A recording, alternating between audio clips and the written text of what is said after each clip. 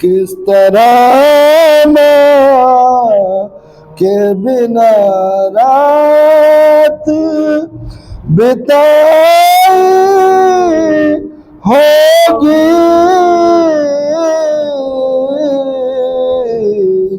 نیند جب قبر میں اصغر کو نائی ہوگی،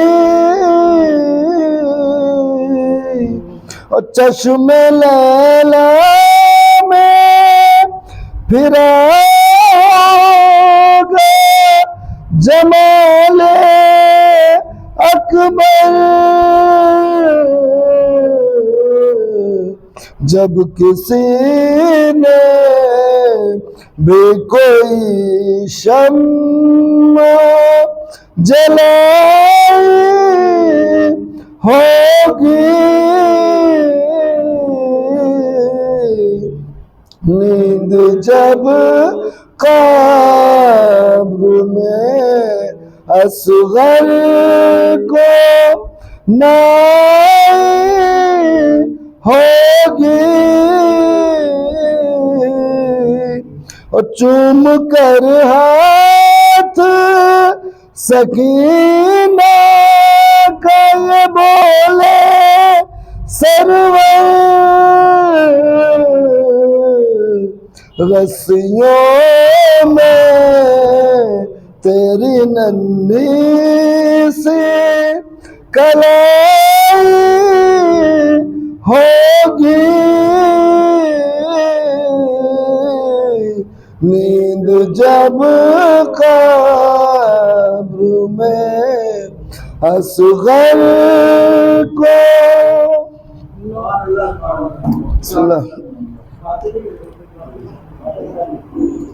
چلے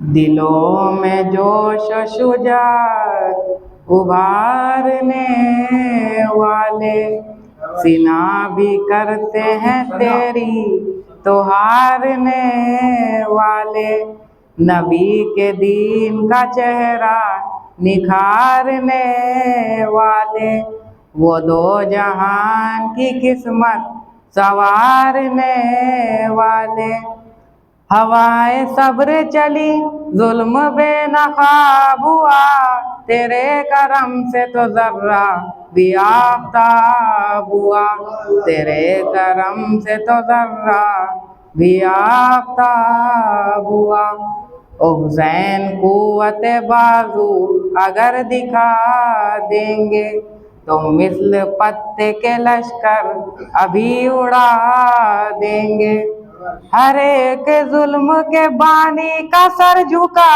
دیں گے، یزیدیت کی تو بنیاد ہی ہلا دیں گے، جو ہاتھ لشکری دستے کو توڑ سکتا ہے وہ ہاتھ گردن بیعت مروڑ سکتا ہے، وہ ہاتھ گردن بیعت مروڑ سکتا ہے، او علی کا شیر اٹھا کر جو ذوالفقار آیا، جو سرمت تھے عرب کے انہیں بخار آیا، عدو کی جتنی اکڑ تھی اسے اتار آیا، نئے جو مرحب و انتر تھے ان کو مار آیا، انہیں پچھاڑنا بچوں کا کوئی کھیل نہیں، جہاں میں ان کی شجاعت کا کوئی میل نہیں، جہاں میں ان کی شجاعت کا کوئی میل نہیں۔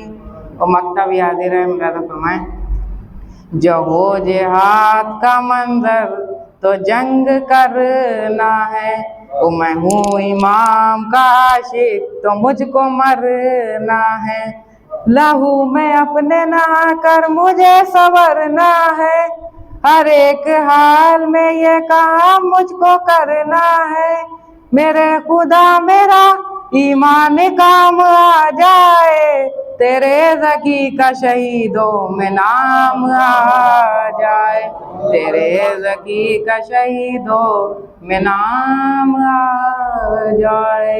نعرہ سلوات صلی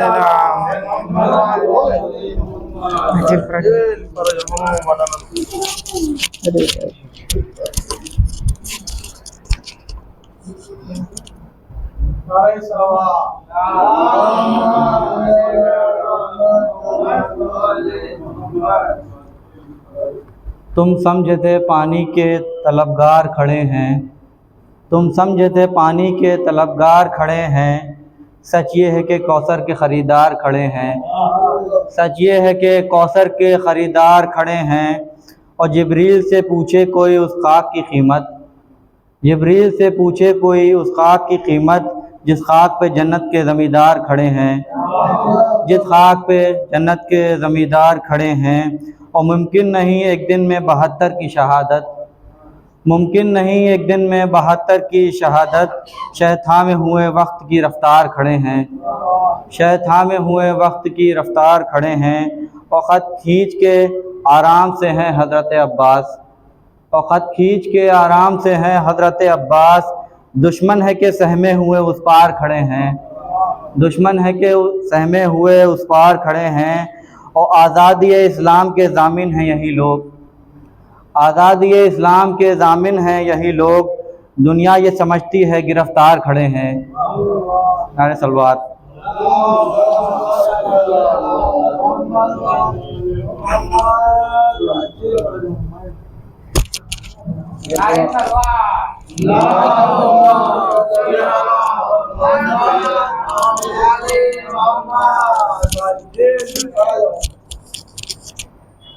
غم حسین کے ماتم کے داغ جاگ اٹھے، غم حسین کے ماتم کے داغ جاگ اٹھے، اندھیری قبر میں سوئے چراغ جاگ اٹھے، اندھیری قبر میں سوئے چراغ جاگ اٹھے۔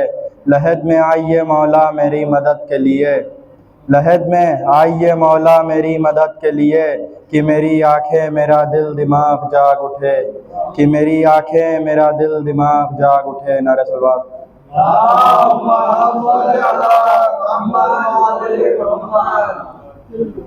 ہم عزاداروں پہ ہنستے ہیں جو دنیا والے، ہم عزاداروں پہ ہنستے ہیں جو دنیا والے، ہم عزاداروں پہ ہنستے ہیں جو دنیا والے۔ ختم ان لوگ کی ایک پل میں کہانی ہو جائے، ختم ان لوگ کی ایک پل میں کہانی ہو جائے، پردہ غیب سے تشریف جو لائیں مولا، پردہ غیب سے جب تشریف جو لائیں مولا، دودھ کا دودھ رہے پانی کا پانی ہو جائے۔ نعرہ صلوات۔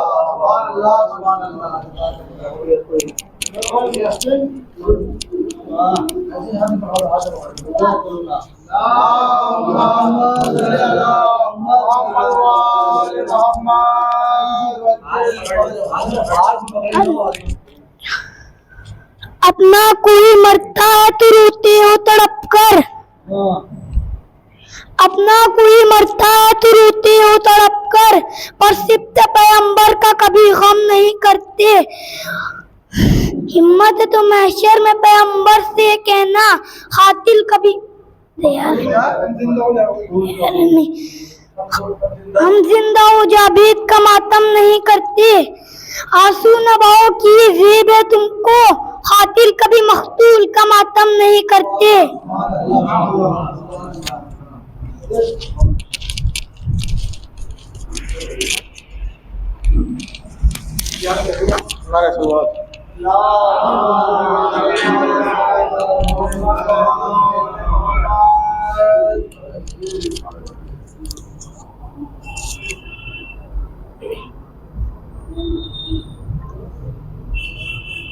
اس بات سے محسوس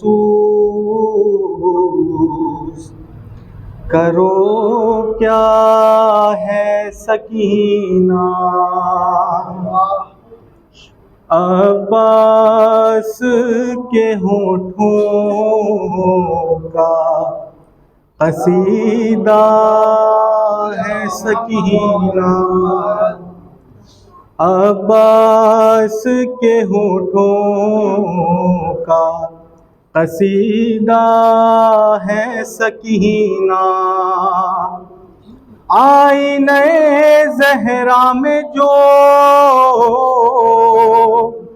دیکھا تیرا بچپن ہر عکس پکارا کہ تو زہرا ہے سکینہ جو پیاس کے پرچم کی علمدار ہے اب تک عباس کی وہ پیاری سکینہ ہے سکینہ اور عباس کی ہی نظروں سے کوئی پڑھ کے تو دیکھے احساس کی ایک نہج بلاغہ ہے سکینہ جو مشق میں بھر سکتا ہے دنیا کے سمندر جو مشق میں بھر سکتا ہے دنیا کے سمندر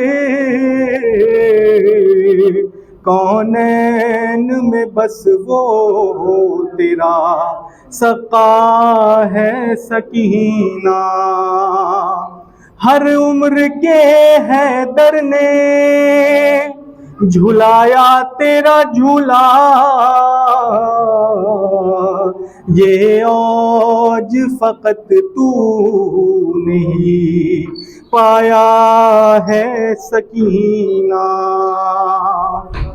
ریحان کی ہی صورت وہ سرفراز رہے گا ریحان کی ہی صورت وہ سرفراز رہے گا جس نے تیری دہلیز کو چوما ہے سکینہ اس بات سے محسوس کرو کیا ہے سکینہ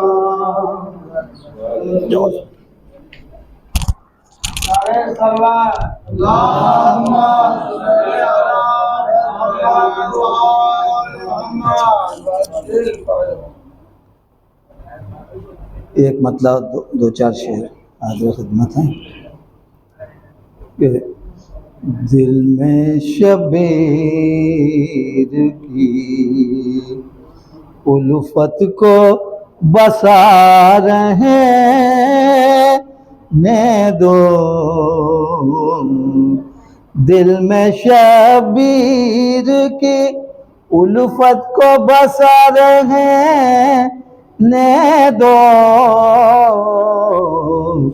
یہ چمن ہے غم سرور کا کھلا رہے نے دو او تازیہ شاہ کا رکھتے ہو تو رکھتے رہنا تازیہ شاہ کا رکھتے ہو تو رکھتے رہنا کوئی سغم سے خفا ہو تو خفا رہے دو آئیں گی حضرت شبیر پا رونے زہرا آئیں گی حضرت شبیر پا رونے زہرا دیر تک اپنا عزا خانہ کھلا رہے دو وہ چاہتے ہو اگر عباس ہو تم سے راضی چاہتے ہو اگر عباس ہو تم سے راضی، اپنے بھائی کے لیے دل میں وفا رہنے دو، وہ کام آ جائے میری قبر میں عشق حیدر،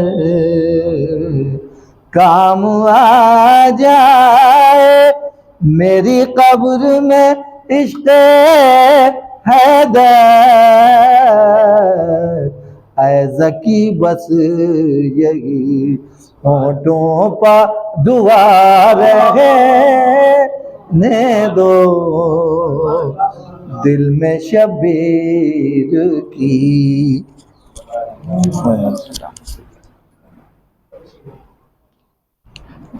نعرہ سلوات۔ اللهم صل على محمد وعلى محمد وعجل فرجهم۔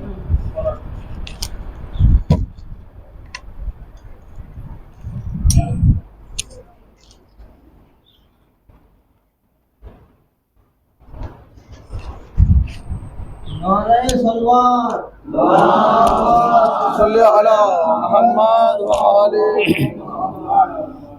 فاتحہ۔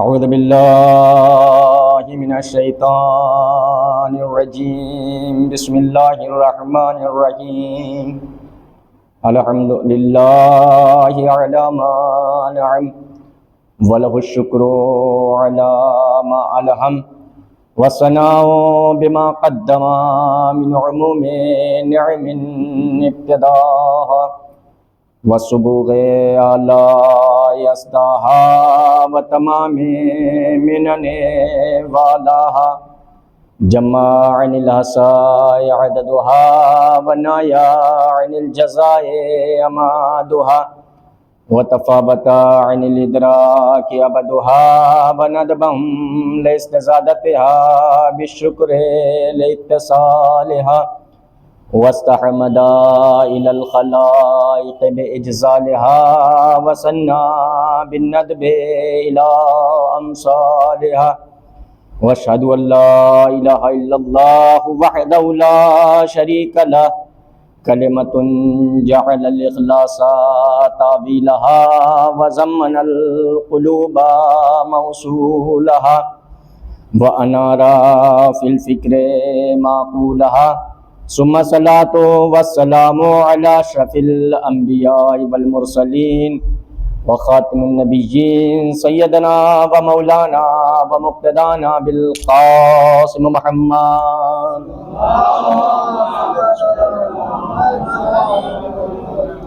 وعلى آل بیتہ الطیبین الطاہرین المعصومین المنتجبین المنتخبین ولعنۃ اللہ علی اعدائهم اجمعین، اما بعد فقد قال اللہ تعالیٰ فی القرآن الکریم، بسم اللہ الرحمن الرحیم، والذی ارسل رسولہ بالہدی ودین الحق لیظہرہ علی الدین کلہ ولو کرہ المشرکون۔ صلوات محمد۔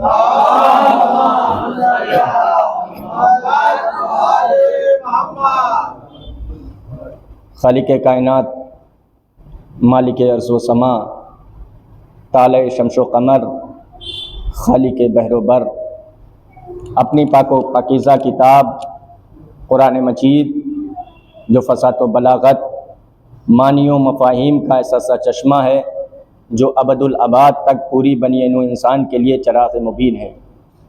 وہ قرآن جس کا حرف حرف، آیت آیت، سورہ سورہ، یا یوں کہا جائے کہ الحمد کے الف سے لے کر والناس کی سین تک حق ہی حق ہے۔ وہ قرآن جس کی افضلیت کی دلیل یہ ہے کہ جس زبان میں آیا وہ زبان تمام زبانوں سے بہتر، قرآن جس شہر میں آیا وہ شہر دیگر شہروں سے اعلیٰ۔ قرآن جس گھر میں آیا وہ گھر تمام گھروں سے بہتر۔ قرآن بھیجنے والا احکم الحاکمین، قرآن لانے والا سید الملائکہ، قرآن جس کے قلب پر نازل ہوا وہ سید الانبیاء۔ جس طریقے سے قرآن اپنے کتب ما سبق سے افضل، چاہے توریت ہو، زبور ہو، انجیل ہو، اپنی گزشتہ کتابوں سے افضل قرآن، ویسے ہی خاتم النبیین اپنے تمام نبیوں سے افضل۔ جیسے قرآن وہ عظیم کتاب ہے جس میں خلاصہ توریت بھی ملے گا، جس میں خلاصہ زبور بھی ملے گا، یا یوں کہا جائے وہ قرآن ہے کہ جس میں توریت کا بھی ذکر ہے، زبور کا بھی ذکر ہے، انجیل کا بھی ذکر ہے۔ جیسے قرآن میں تمام کتب کا ذکر ہے، ویسے ہی پیغمبر کی وہ عظیم ذات ہے جس میں آدم کا علم بھی ملے گا، نوح کا تقویٰ بھی ملے گا، موسیٰ کی ہیبت بھی ملے گی، یوسف کا جمال بھی ملے گا۔ تمام نبیوں کے صفات و کمالات پیغمبر اسلام کی ذات میں ملیں گے۔ میرے گفتگو کا عنوان آپ بہتر جانتے ہیں، مقام رسالت و اہل بیت رسالت۔ اسی کے تحت انشاءاللہ روزانہ آپ معروضات حقیر سے سماعت کریں گے، جس کے لیے جو آیت میں نے تلاوت کی ہے، اگر دیکھیں قرآن میں متعدد جگہ پر یہ آیت آپ کو ملے گی۔ سورہ صف میں دیکھیں تو یہی آیت ملے گی، اگر آپ سورہ توبہ کی آیت نمبر 33 میں دیکھیں تو سیم یہی آیت آپ کو ملے گی۔ لیکن ایک اور سورہ الفتح، اگر اس میں آپ جائیں تو وہاں بھی یہی آیت ملے گی، لیکن ایک جملے کا اضافہ ہوتا ہے۔ وہاں اللہ ارشاد فرماتا ہے هو الذی ارسل رسولہ بالہدی ودین الحق لیظہرہ علی الدین کلہ ولو کرہ المشرکون کے بجائے وہاں آپ کو ملے گا وکفی باللہ شہیدا۔ کہنے کا مطلب یہ ہے کہ متعدد مقامات پر اللہ نے یہ آیہ مبارکہ قرآن میں نازل کی ہے جو آپ جو تلاوت کرتے رہتے ہیں۔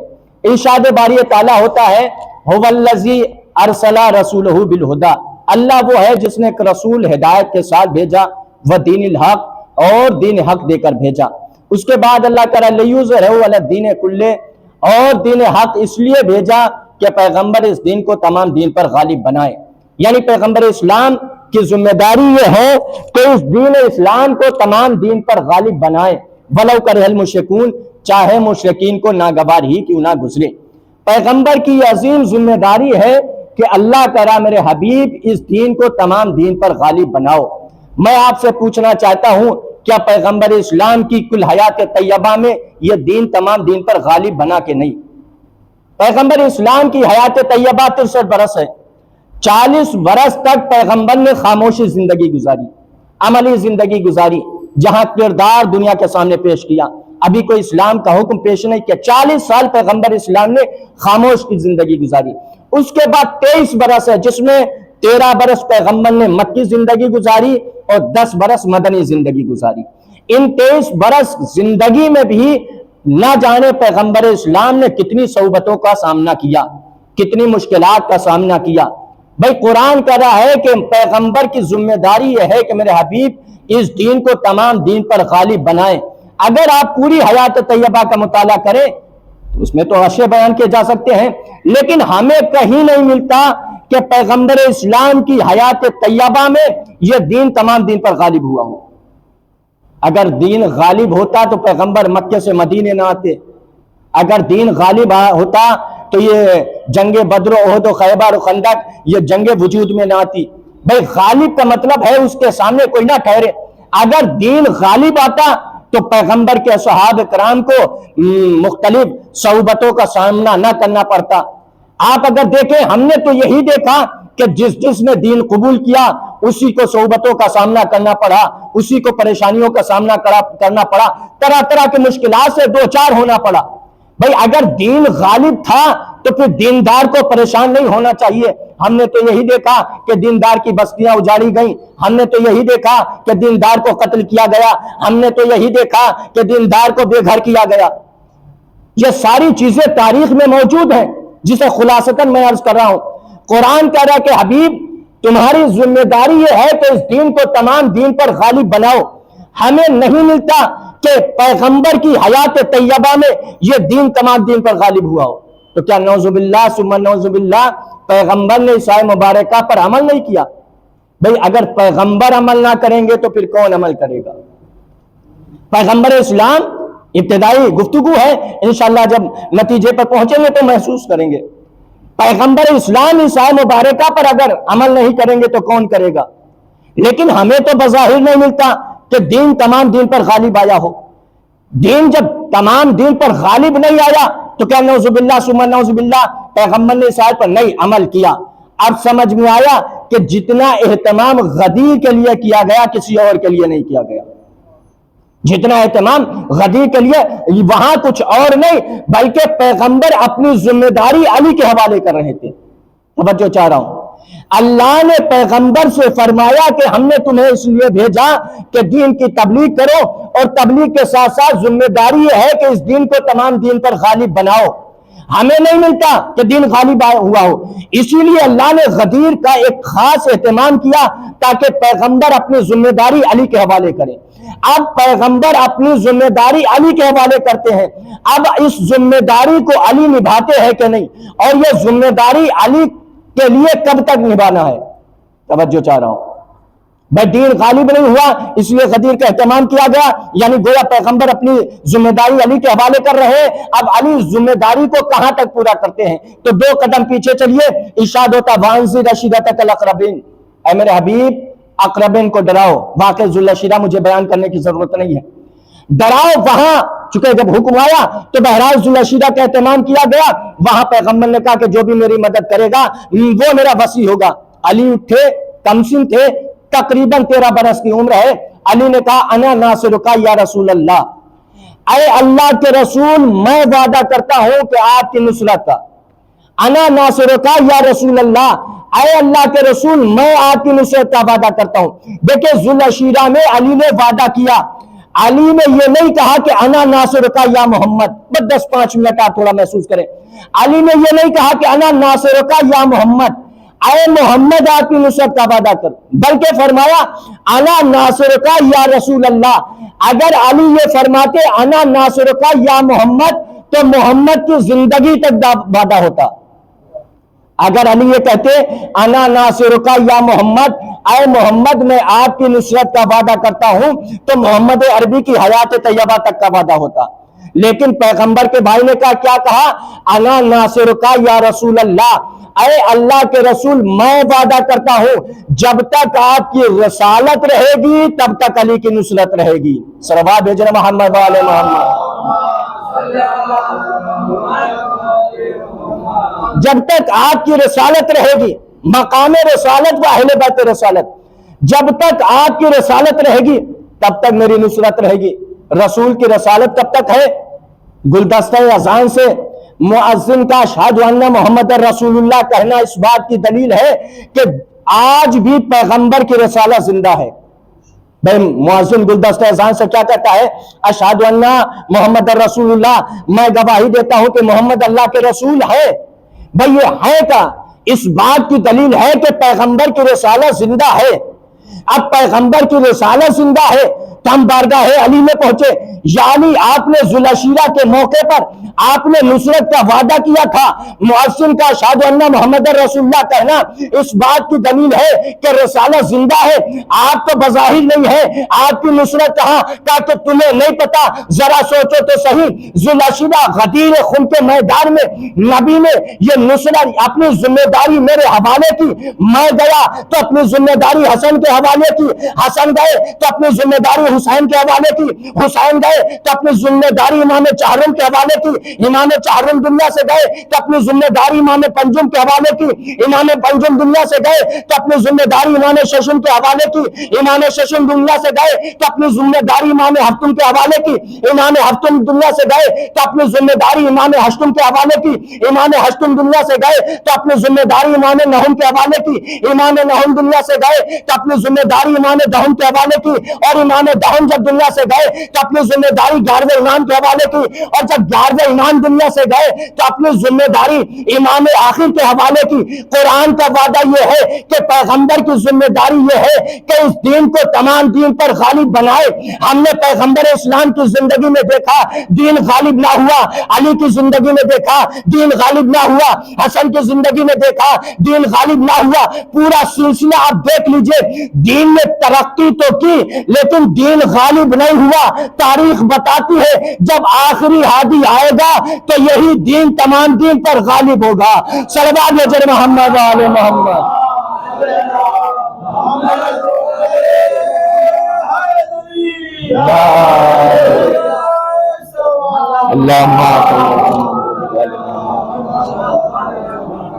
دیکھیں دین کا ترقی کرنا اور بات ہے لیکن دین کا غالب ہونا اور بات ہے. پیغمبر اسلام نے جب دین کا پیغام پہنچایا تو لوگ روز بروز اسلام قبول کر رہے تھے. پیغمبر اسلام کے اخلاق کو دیکھ کر اسلام قبول کر رہے تھے. لیکن اسلام کا قبول کرنا اور ہوتا ہے اور اسلام کا تمام دین پر غالب ہونا اور ہوتا ہے.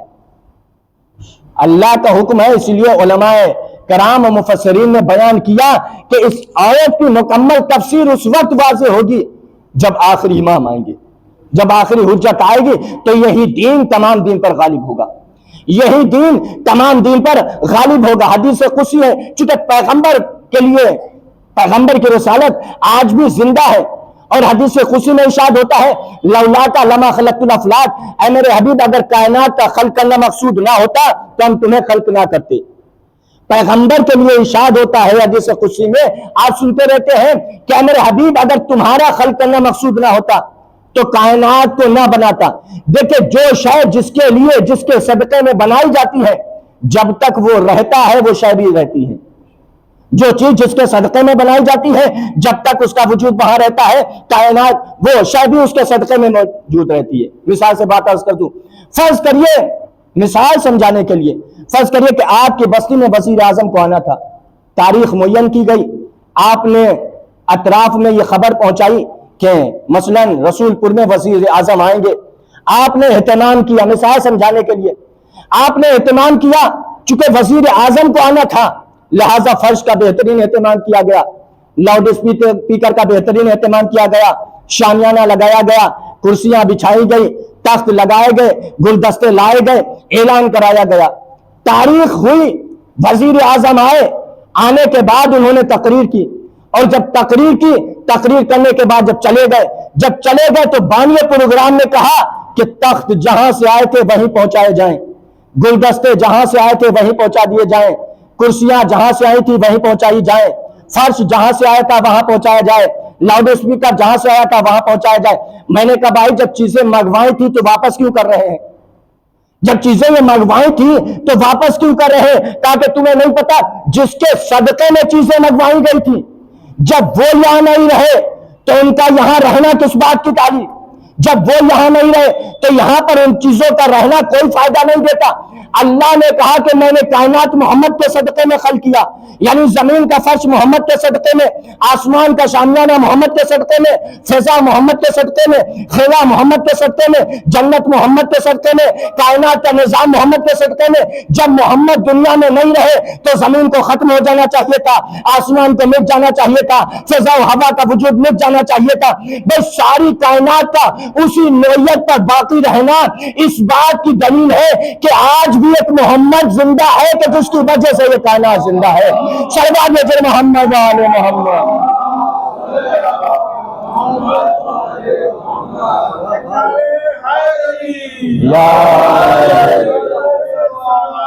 اللہم صلی اللہ محمد و آل محمد.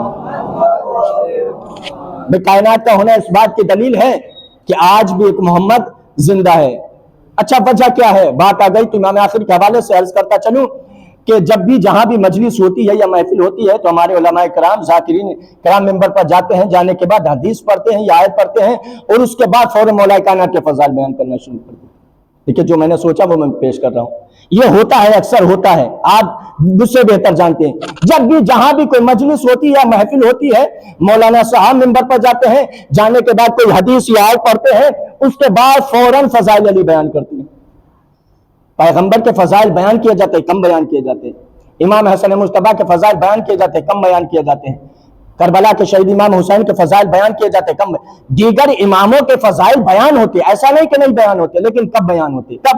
جیسے کسی امام کی شہادت کی تاریخ ہوئی یا ولادت کی تاریخ ہوئی تو اسی تاریخ کی مناسبت سے تذکرہ ہوتا ہے. جیسے علی کے فضائل بیان کیے جاتے ہیں ویسے کسی اور کے فضائل نہیں بیان کیے جاتے ہیں. جبکہ آپ سب بہتر جانتے ہیں امام یہ اللہ کے رہبر ہیں, سب برابر ہیں. یہ اور بات ہے کہ کسی کی شجاعت مشہور ہو گئی، کسی کی سخاوت مشہور ہو گئی، کسی کی عبادت مشہور ہو گئی، کسی کی طہارت مشہور ہو گئی، کسی کی صلح مشہور ہو گئی. اماموں میں یہ چیزیں ہیں، لیکن بہرحال ایسا نہیں ہے کہ اگر علی کی شجاعت مشہور ہوئی ہے امام حسین علیہ السلام کے اندر شجاعت نہیں. ایسا نہیں ہے کہ سید سجاد کی عبادت مشہور ہو گئی ہے امام حسین علیہ السلام کے پاس ویسی عبادت نہیں. سب کے پاس، چونکہ جیسا زمانہ تھا ویسے ہی صفات ان سے ظاہر ہوئے. اماموں کے جیسا زمانہ تھا، جیسے نبیوں میں طرح طرح کے معجزات نبی نے زمانے کے اعتبار سے دکھائے تھے، چونکہ جیسی زمانے کی ضرورت تھی ویسے ہی نبی نے اپنے معجزات دکھائے، ویسے ہی امام زمانے کے اعتبار سے اپنے صفات کا اظہار کیا، ورنہ امام سب برابر ہیں. صلوات بھیجئے محمد وآل محمد.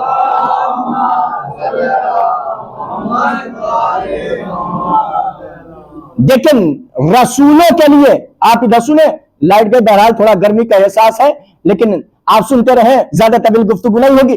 دیکھیں نبیوں کے سلسلے میں تو آپ کو یہ ملے گا، رسولوں کے سلسلے میں یہ ملے گا کہ اللہ نے قرآن میں کہا کہ بعضا ہم نے بعض کو بعض پر فضیلت دی، یعنی نبی اور رسول بعض سے بعض پر افضل ہیں. لیکن اماموں کے سلسلے میں آپ کو یہ نہیں ملے گا کہ اللہ نے فرمایا ہو کہ میں نے بعض امام کو بعض امام پر فضیلت دی ہے. اس کا مطلب یہ ہے کہ امام سب برابر ہیں.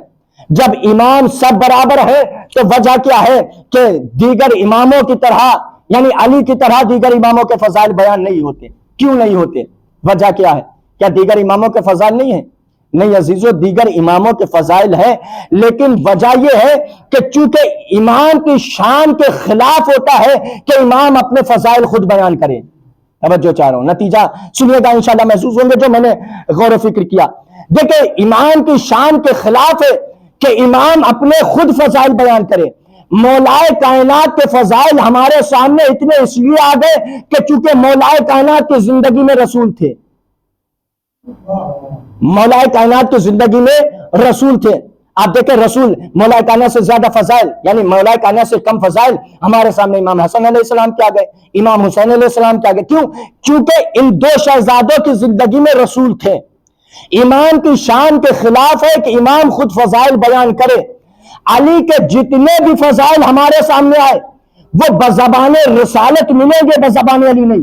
توجہ چاہ رہا ہوں، علی کے جتنے بھی فضائل ہمارے سامنے آئے ہیں وہ اکثر فضائل رسول کی زبانی سے ملیں گے، علی کی زبانی. یہ اور بات ہے کہ جب اصرار کیا گیا کہ اے علی آپ اپنے فضائل بیان کریے، تب علی نے اپنے فضائل بیان کیے، ورنہ علی نے اپنے فضائل بیان نہیں کیے. ایک موقع پر لوگوں نے اصرار کیا، یا علی بہت دن ہو گئے آپ کے فضائل نہیں سنے، ذرا اپنے فضائل بیان کر دیجئے. علی نے کہا کہ اگر میں اپنے فضائل بیان کر دوں گا تو برداشت نہیں کر پاؤ گے، میں اگر اپنے فضائل بیان کروں تو برداشت نہیں کر. نہیں علی سنائیے، ہم سننا چاہتے ہیں. علی نے فرمایا انا الاول انا الاخر انا الظاہر انا الباطن انا الممات انا الممات الممات انا الحیات انا الحیات الحیات. پورا خطبہ ہے علی کا. میں نے کہا کہ علی نے اپنے فضائل خود نہیں بیان کیے.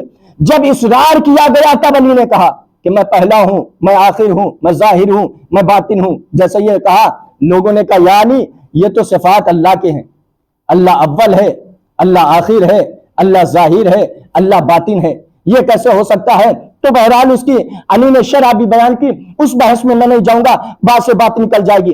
یہ بات ساری باتیں میں اس لیے کہہ رہا ہوں کہ علی نے اپنی زندگی میں فضائل نہیں بیان، یعنی علی نے اپنے فضائل خود نہیں بیان کیے بلکہ رسول نے بیان کیے. بہت ہی کم فضائل ایسے ہوں گے جہاں علی نے اپنے زبان سے بیان کیے ہوں جب اصرار کیا گیا تب، ورنہ جتنے بھی فضائل ملیں گے بزبان علی ملیں گے، بزبان رسول ملیں گے، بزبان علی نہیں. آپ اس گوشے کو اگر دیکھ لیں، یا علی ان کا قسیم النار والجنہ، پیغمبر نے فرمایا یا علی نے فرمایا ہے؟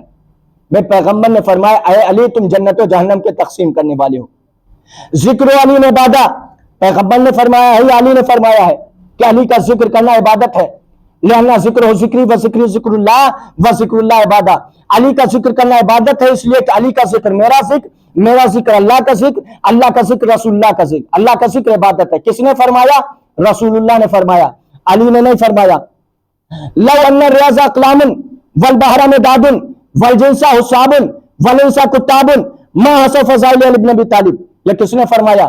रसूल ने फरमाया लौ अन्ना रियाजा कलामुन, अगर तमाम दरख्त कलम हो जाएं, वल बहरा में दादुन, और तमाम दरिया रोशनाई हो जाएं, वल जिन्ना हुसाबुन, तमाम जिन्नात हिसाब करने वाले हो जाएं, वल इंसा कुत्ताबुन, और तमाम इंस तहरीर करने वाले हो जाएं, मा असो फजाइल अली इब्न तालिब, जब तब भी अली के फजाइल शुमार नहीं किए जा सकते। किसने कहा? रसूल ने कहा, अली ने नहीं कहा।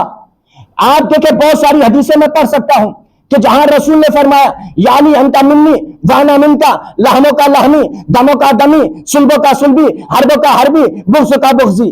अली तुम मुझसे हो, मैं तुमसे हूं, तुम्हारा गोश्त मेरा गोश्त, तुम्हारी खून मेरा खून, तुम्हारा शजा मेरा शजा, तुमसे जंग मुझसे जंग। ये किसने फरमाया? रसूल ने फरमाया, अली ने नहीं फरमाया। रसूल ने फरमाया है, अली ने नहीं फरमाया। और बहुत सी हदीसें मिलेंगी जहां बहुत सारी हदीसें पैगंबर ने फरमाया। कहने का मतलब यह है कि इमाम की शान के खिलाफ है कि इमाम खुद अपने फजाइल बयान करे।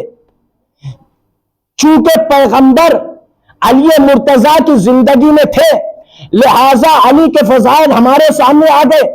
मेरा अकीदा है जैसे अली की जिंदगी में पैगंबर थे, अली के फजाइल हमारे सामने आए, वैसे ही पैगंबर इस्लाम अगर हर इमाम की जिंदगी में होते तो अली की तरह दीगर इमामों के फजाइल भी हमारे सामने होते। सल्लल्लाहु अलैहि मोहम्मद वाले मोहम्मद।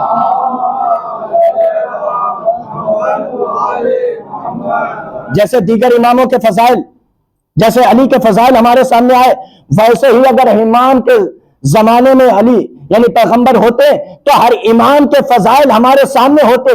मेरा अकीदा है कि जैसे गदीर खुन के मैदान में पैगंबर इस्लाम ने अली को अपने हाथों पर उठाकर मन कुंतो मौला हो फहाजा अली मौला कहा था, अगर आखिरी इमाम के जमाने में पैगंबर इस्लाम होते तो यकीनन आखिरी हुज्जत को अपने हाथों पर उठाकर फरमाते मन कुंतो मौला हो फहाजा अली मौला। सल्लल्लाहु अलैहि मोहम्मद वाले मोहम्मद।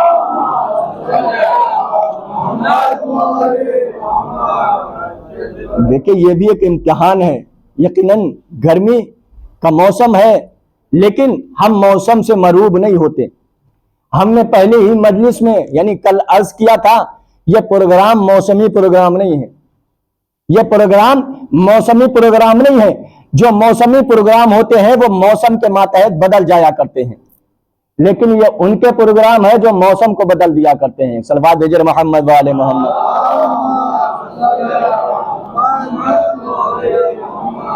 ज्यादा तवील गुफ्तगू नहीं होगी। बहरहाल अल्लाह ने पैगंबर को किस लिए भेजा? लियुज़हिरहु अला दीन कुल्ले। पैगंबर को अल्लाह ने इसलिए भेजा ताकि पैगंबर इस दीन को तमाम दीन पर गालिब बनाए।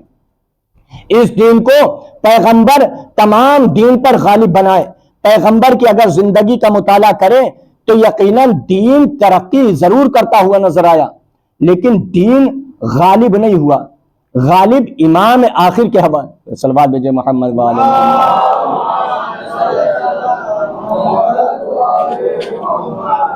और एक बुलंद आवाज से सल्लल्लाहु अलैहि मोहम्मद।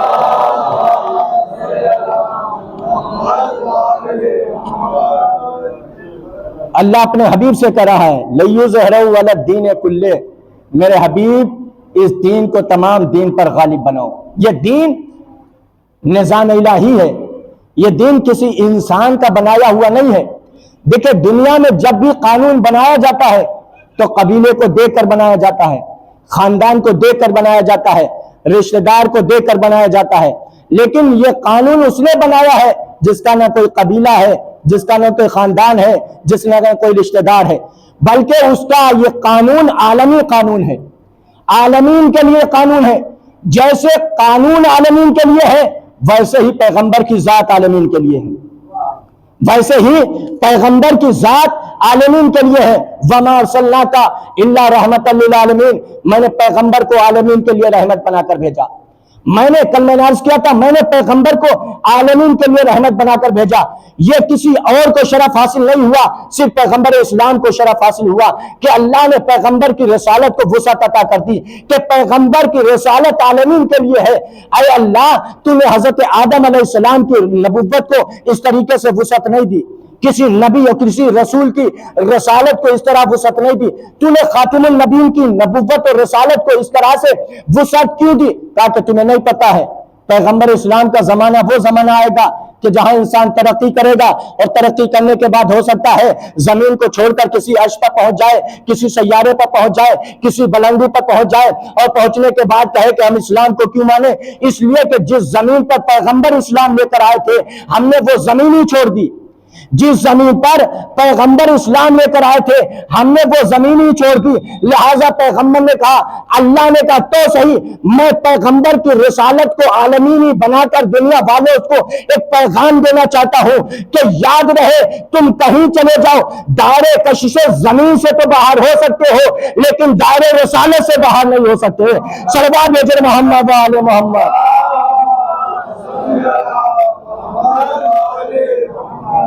तुम दायरे कशिशे रिसालत से तो बाहर, दायरे कशिशे जमीन से तो बाहर हो सकते हो, दायरे रिसालत से बाहर नहीं हो सकते हो।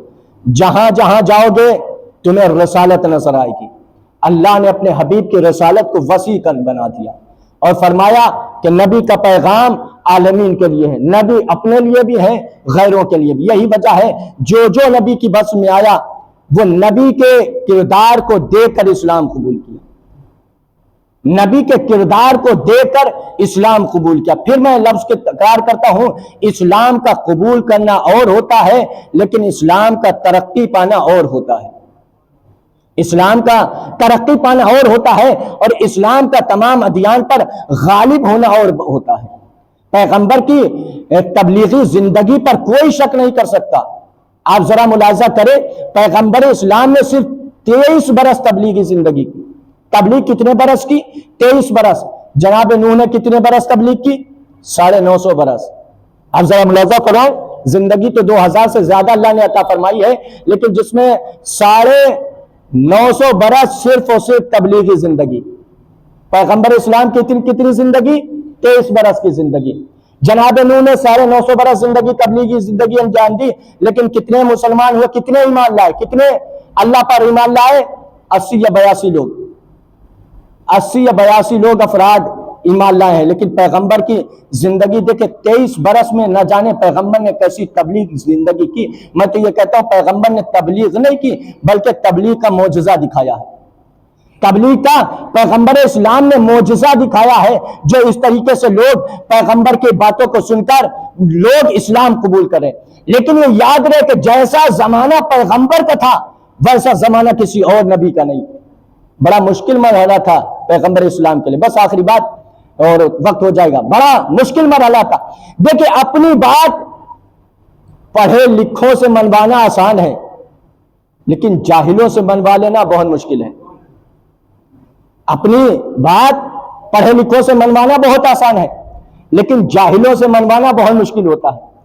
पैगंबर अल्लाह ने एक कम 1,24,000 नबियों को कमाल तकरीर अता किया है लेकिन पैगंबर इस्लाम को कमाल तकरीर के साथ साथ मोजज़े तकरीर भी अता किया है। बातें थोड़ा बार गुजरती होंगी लेकिन बहरहाल आप महसूस करें, पैगंबर इस्लाम को कमाल तकरीर के साथ साथ मोजज़े तकरीर भी अता किया। मिसाल से बात अर्ज कर दूं, फर्ज करिए एक साहब ने कहा कि मौलाना साहब आपको हमारे यहाँ तकरीर करना है, आपको हमारे यहाँ तकरीर करना है। मैंने कहा ठीक, आ जाऊंगा। तकरीर के वक्त मुअय्यन हुआ, मुअय्यन होने के बाद उन्होंने एहतमाम किया, लोगों को बुलाया।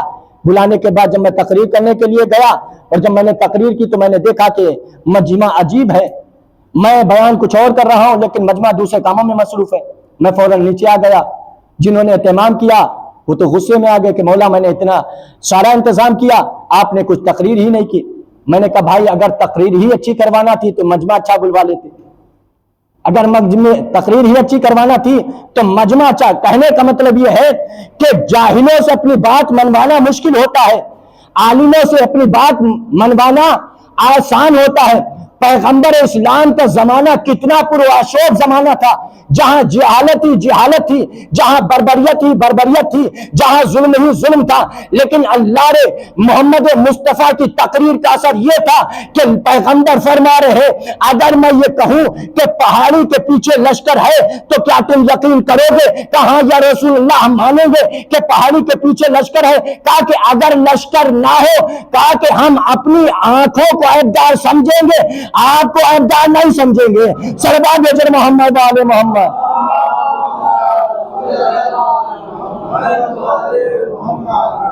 ہم اپنے کو قصوروار سمجھیں گے لیکن آپ کو قصوروار نہیں سمجھیں گے. وقت ہو گیا. میں اپنے کو قصوروار سمجھیں گے لیکن آپ کو قصوروار نہیں سمجھیں گے. ایسے بھی لوگ تھے کہ جو پیغمبر پر ایسا ایمان لانا بھی چاہیے کہ محمد کی باتوں پر کیوں نہ ہو، اس لیے کہ قرآن نے بیان کیا ہے محمد کے کردار کو. آپ قرآن پڑھیں تو عظمت اور مقام محمد مصطفیٰ ملے گا کہ جہاں پوری زندگی اللہ نے پیغمبر کی قسم کھا کر لوگوں کے سامنے پیش کیا اور فرمایا کہ پیغمبر کی زندگی بے عیب ہے. قرآن میں قسم کر کے دیکھیے، اللہ جس کی قسم کھاتا ہے وہ شے بے عیب ہوا کرتی ہے. اللہ کسی عیب دار چیز کی قسم نہیں کھاتا، جس کی بھی قسم کھاتا ہے وہ بے عیب ہوا کرتا ہے. اللہ نے پیغمبر کی زندگی کو قسم کھا کر بتایا کہ پیغمبر کی زندگی بے عیب ہے. اب اگر کوئی پیغمبر کی زندگی میں عیب نکالنے لگے تو اس کی نسلیں تو عیب دار ہو سکتی ہیں، پیغمبر کی زندگی عیب دار نہیں ہو سکتی. صلوات بھیجیں محمد والے محمد.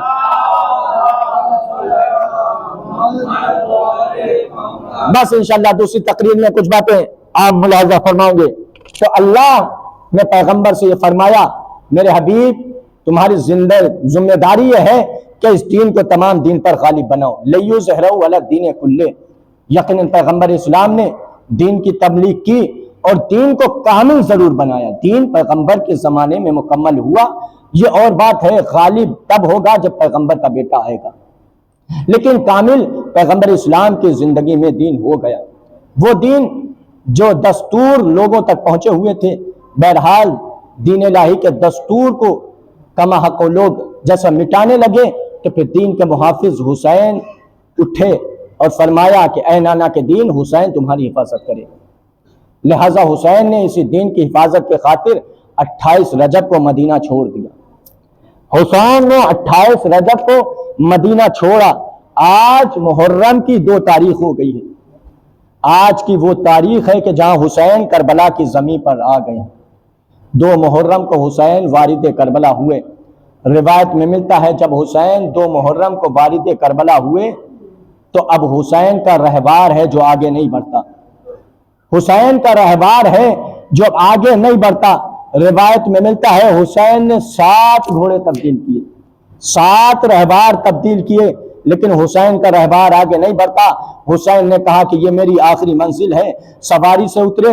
اترنے کے بعد لوگوں سے معلوم کیا کہ اس جگہ کا کیا نام ہے، اس جگہ کا کیا نام ہے. کسی نے کہا اس کو نینوا کہتے ہیں، کسی نے کہا اسے شط فرات کہتے ہیں، مختلف نام بتائے. کسی نے کہا اسے کرب و بلا کہتے ہیں. جب کربلا کا نام سنا حسین نے کہا ہاں یہ ہماری آخری قیام گاہ ہے، یہ وہی جگہ ہے کہ جہاں ہمارے خیمے لگائے جائیں گے، یہ وہی جگہ ہے کہ جہاں ہمیں قتل کیا جائے گا. ہاں عزیز و عجب نہیں، حسین نے فرمایا ہوگا یہ وہی تو جگہ ہے جہاں ہم علی اکبر کے سینے سے برچی کا پھل نکالیں گے. یہ وہی تو جگہ ہے جہاں ششمہ علی اصغر کے گلے سے تیر حسین نکالے گا. یہ وہی تو جگہ ہے جہاں قاسم کی لاش پامال کی جائے گی. یہ وہی تو جگہ ہے جہاں انہیں محمد شہید کیے جائیں گے. یہ وہی تو جگہ ہے جہاں حسین کو 3 دن کا بھوکا پیاسا شہید کیا جائے گا. یہ وہی تو جگہ ہے کہ جہاں سید سجاد کا بستر جلایا جائے گا. یہ وہی تو جگہ ہے جہاں زینب ام کلثوم کے سر سے چادریں چھینی جائیں گی. یہ وہی تو جگہ ہے کہ جہاں سکینہ یتیم ہو جائے گی. ہاں عزادارو بیبیاں ہماری سے اتری. اترنے کے بعد حسین نے کہا خیمے لگائے جائے. عزادارو خیمے حسین کے خیمے عباس کی نگرانی میں لگ رہے ہیں.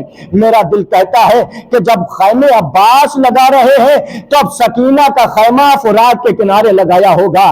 سکینہ کا خیمہ فرات کے کنارے لگایا ہوگا تاکہ کسی چیز کی پریشانی نہ ہو. میں کہوں گا مولا ہاں خیمہ جہاں لگا لیجئے گا، لیکن ایک وہ منزل آئے گی یہی بی بی سکینہ ہوگی جو پیاس کی وجہ سے الاتش کہتی ہوئی نظر آئے گی. حسین کی شہادت کے بعد یہی سکینہ ہوگی جو تماچے کھاتی ہوئی نظر آئے گی. ہاں زاداروں خیمے لگا دیے گئے. روایت میں ملتا ہے بیبیاں خیموں میں جا کر تشریف فرما ہے. ابھی تھوڑی دیر گزری تھی، ایک مرتبہ زینب کا دل گھبرایا. زینب پریشان ہوئی. پریشان ہونے کے بعد فضہ کو آواز دی، اما فضہ ذرا میرے قریب آؤ، بتاؤ شہزادی کیا بات ہے. اما فضہ ذرا میرے بھیا حسین کو بلا کر لے آؤ. عزیز و حسین قریب آئے. بہن بتاؤ کیا بات ہے. فرمایا بھیا جب سے میں اس خاک پر آئی ہوں ہوں زینب کا دل نہیں لگتا بھیا، جب سے اس خاک پر آئی ہوں، اس کربلا پر آئی ہوں، زینب کا دل چاہتا ہے کہ تڑپ تڑپ کر روئے۔ بھیا میں نے ایک عجیب منظر دیکھا کہ طوفان گرد اڑی، اڑنے کے بعد زینب کے سر سے چادر ہٹ گئی۔ میں کہوں گا بی بی یہ وہی تو جگہ ہے جہاں آپ کے سر سے چادر چھینی جائے گی۔ اس کے بعد زینب نے فرمایا بھیا ابھی میں نے کسی بی بی کے رونے کی آواز سنی جو پشت خیمہ پر گریا کر رہی تھی۔ حسین نے فرمایا بہن آپ نے نہیں پہچانا، یہ کوئی اور نہیں ہماری ماں فاطمہ، یہ کوئی اور نہیں ہماری ماں فاطمہ زہرا ہے۔ عزاداروں میں مجلس سے ہی تمام کر دیتا، لیکن یہ دن گریا کرنے کے دن ہے۔ عزیزو رونے میں کوتاہی نہ کریے گا۔ 2 محرم کو حسین قافلہ حسین کا کربلا کی سرزمین پر آ گیا، وقت گزرتا گیا۔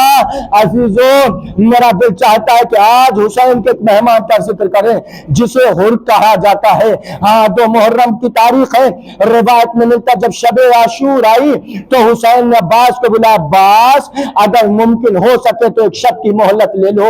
حسین مہلت کیوں لے رہے ہیں؟ حسین اپنے مہمان کا انتظار کر رہے ہیں، مہمان آنے والا ہے۔ ہاں زیادہ ادھر حر ہے جو شب عاشور ہے، حر پریشان ہے، مضطرب ہے۔ ایک چاہنے والے نے حر سے فرمایا آج کی رات بہت گرم ہے۔ ایک مرتبہ حسین تڑپ جاتا ہے، فرماتا ہے شخص اے حر میں ابھی دریا کے کنارے اپنے رہبار کو لے کر گیا تھا تاکہ پانی پلا دے، میں نے 3 بار اپنے رہبار کو دریا میں ڈالا لیکن تینوں بار میرا رہبار پیاسا نکلا۔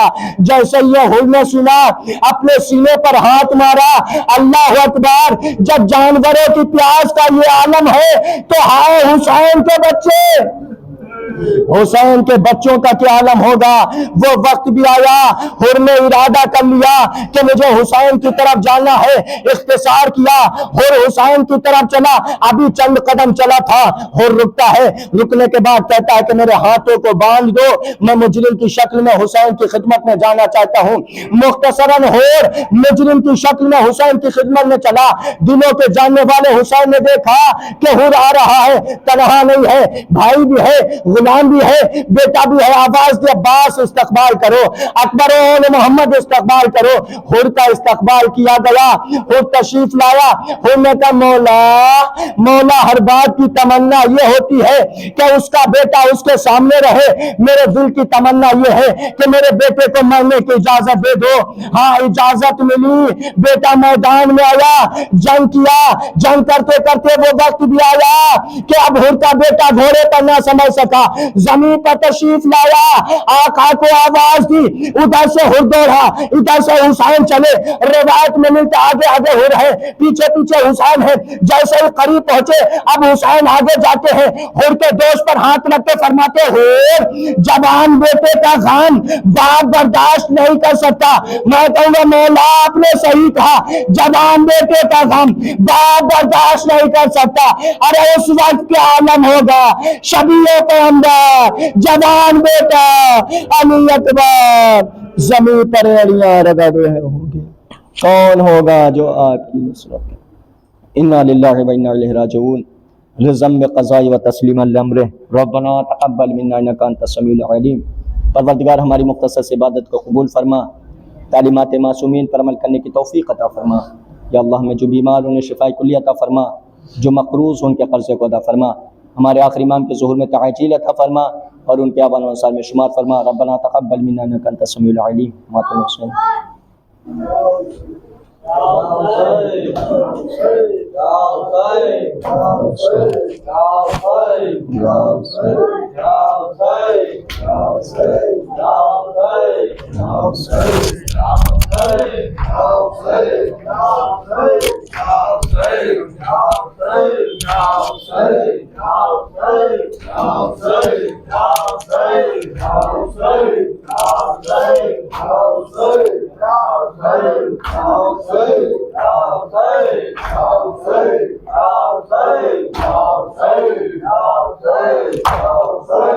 شبیر کو راہ غربت میں نانا کا جو روزہ یاد آیا، شبیر کو راہ غربت میں نانا کا جو روزہ یاد آیا، شبیر کو راہ غربت میں نانا کا جو روزہ یاد آیا، شبیر کو راہ غربت میں نانا کا جو روزہ یاد آیا، شبیر کو راہ غربت میں نانا کا جو روزہ یاد آیا، کچھ ماں کی محبت یاد آئی، بابا کا زمانہ یاد آیا، شبیر کو راہ غربت میں نانا کا جو روزہ یاد آیا، ہاتھوں سے جگر کو تھام لیا اور سر کو جھکا کر بیٹھ گئے، ہاتھوں سے جگر کو تھام لیا اور سر کو جھکا کر بیٹھ گئے، جب اپنی مریضہ بیٹی کا اترا ہوا چہرہ یاد آیا، شبیر کو راہ غربت میں نانا کا جو روزہ یاد آیا، جب کرب و بلا کے بعد کبھی زینب کو نظر آیا پانی، جب کرب و بلا کے بعد کبھی زینب کو نظر آیا پانی، بچوں کا تڑپنا یاد آیا، بہتا ہوا دریا یاد آیا، شبیر کو راہ غربت میں نانا کا جو روزہ یاد آیا، جب پہنچے وطن میں اہل حرم اور ذکر چھیا چورے کا، زینب نے کہا جب آئے حسین کلثوم کو کیا کیا یاد آیا، شبیر کو راہ غربت میں نانا کا جو روزہ یاد آیا، شبیر کو راہ غربت میں نانا کا جو روزہ یاد آیا، شبیر کو راہ غربت میں نانا کا جو روزہ یاد آیا، جس کو رہائی کی خواہش وہ شام میں ابھی قیدی ہے، کہ جس کو رہائی کی خواہش وہ شام میں ابھی قیدی ہے، ہر شام یہی وہ کہتی تھی، پھر آج مدینہ یاد آیا، شبیر کو راہ غربت میں نانا کا وہ روزہ یاد آیا،